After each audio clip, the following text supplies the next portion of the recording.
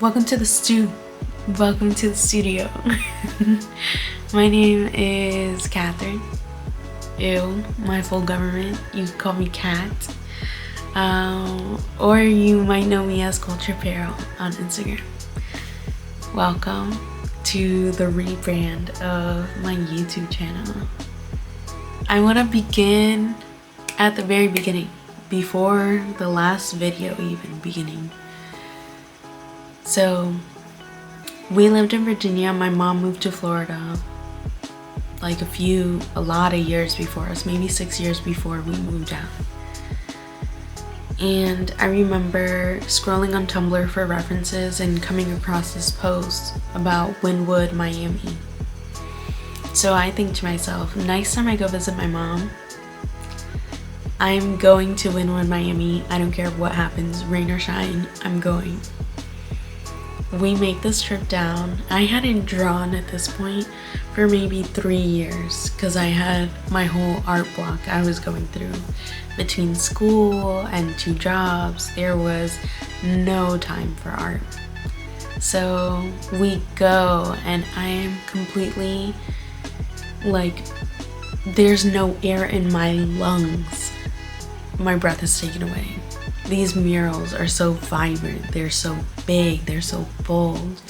They are perfection. They deserve chef kisses left and right. They give me all of this energy.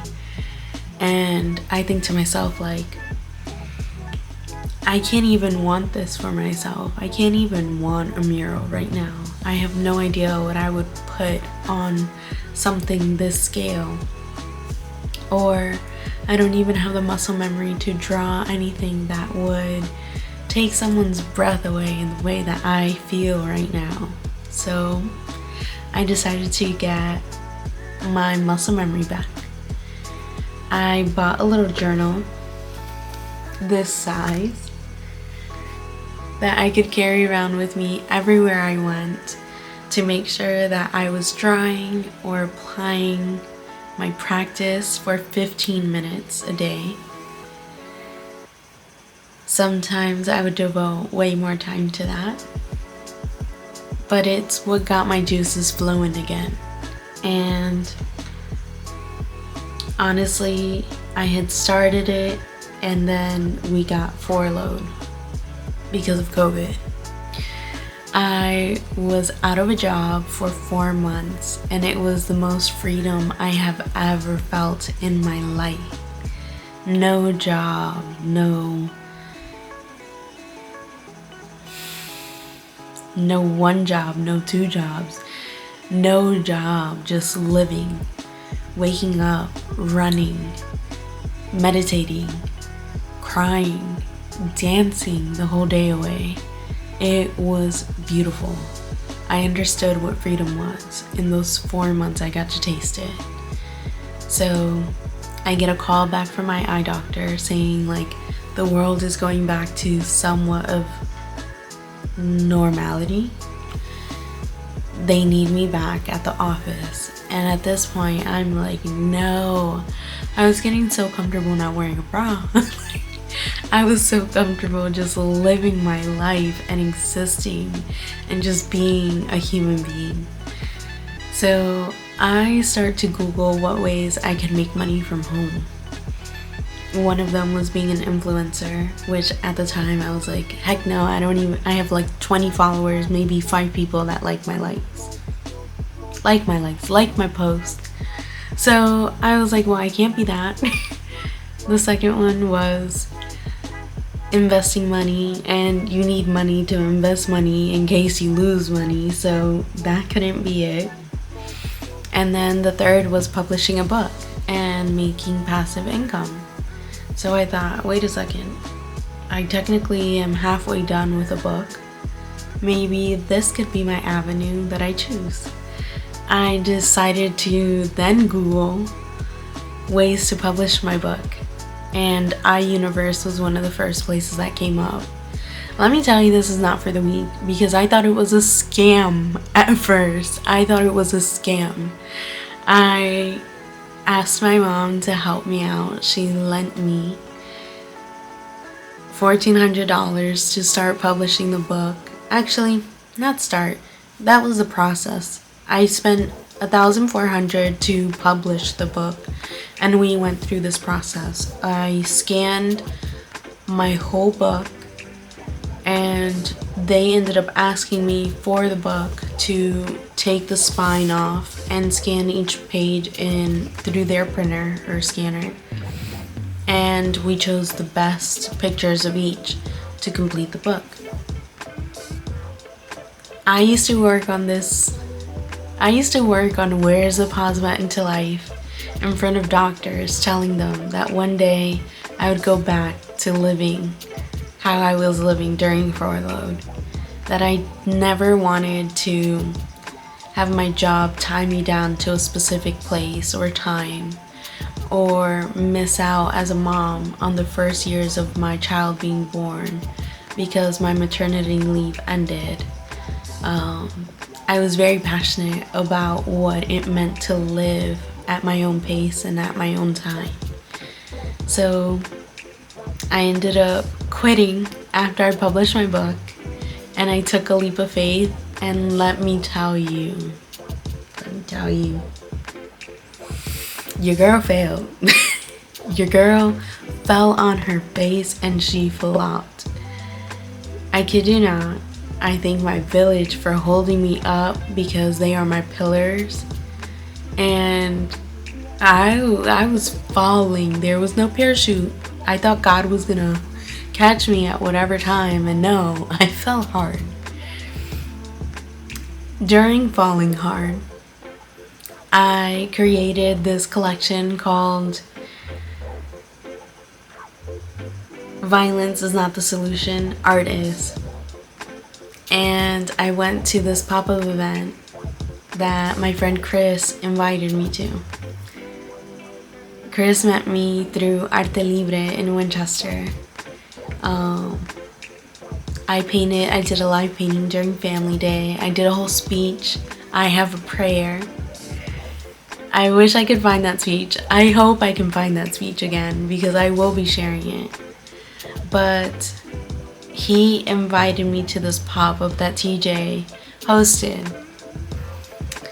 I brought my collection there, and I'm the only one that this is their first pop-up. And let me tell you, it showed. I had one little table. I had maybe like 4 or 5 jackets. I had maybe 4 or 5 hats. And I had a couple prints. I had 3 prints exactly. 1, 2, 3. I remember hanging from the little rack that they let me borrow because all I brought was a table.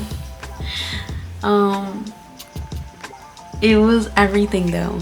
I can't remember how long I stayed. Someone purchased a hat, and I could tell it just wasn't gonna go my way. So I ended up leaving, but before I left, I made the best connection with my friend Brittany. And she just checked in on me. She had the dopest conversation. I want to say she gave me a little shot at the pop. I think so. I was nervous. She was friendly.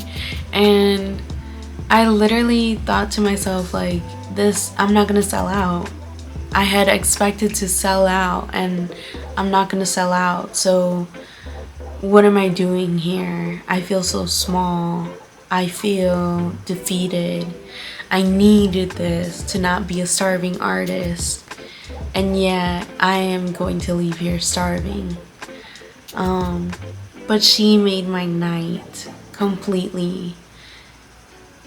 I went to the little Arlington Harbor. I don't know what it's called. I'm not really from there. I just visit. But there's the little waterway in Alexandria or Arlington. And I remember sitting there before I went home to watch the sunset and thinking, I wonder if this is worth it. A year later, my connection with Britt is what allows me to have one of the biggest opportunities of my whole life, the Commander's opportunity. Britt was the artist that said to me, hey, they're looking for a Hispanic artist for this event. I wanted to know if you're able to do this with me. I got the news of it the same weekend that my little cousin passed away. So I was worried already receiving the news. I was gonna go through a grieving art block. I wasn't gonna want to touch anything. I wasn't going to want to lift up a pen. I wasn't going to want to mix paints or have energy to do any of it. And then she gets me this opportunity. And I told her, let me get back to you. I want to know in depth what this is about. And I want to know if I have the energy for it. So they end up sending me the information. I go through my cousin's funeral.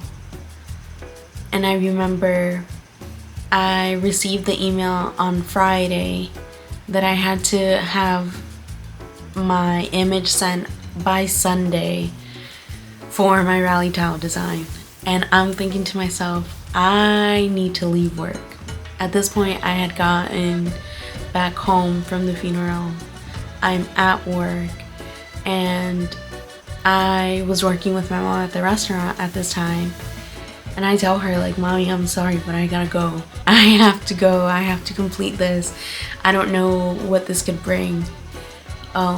So I'm gonna work on it. I'm gonna try to get it done as fast as possible, and I'll be back. It took the whole day. It took the whole day to create this design.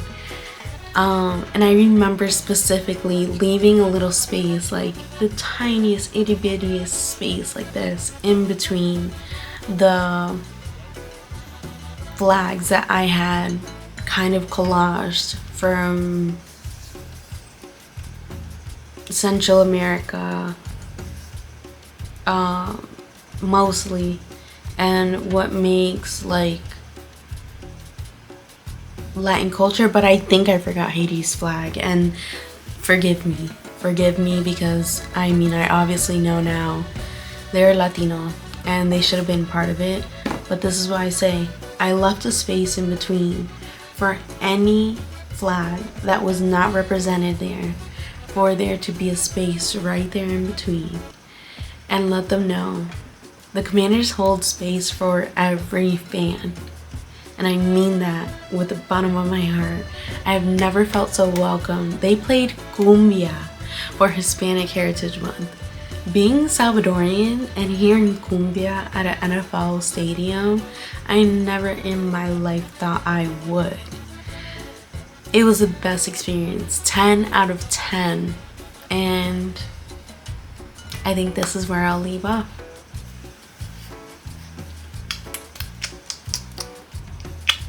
Thanks for watching. Thanks for staying tuned.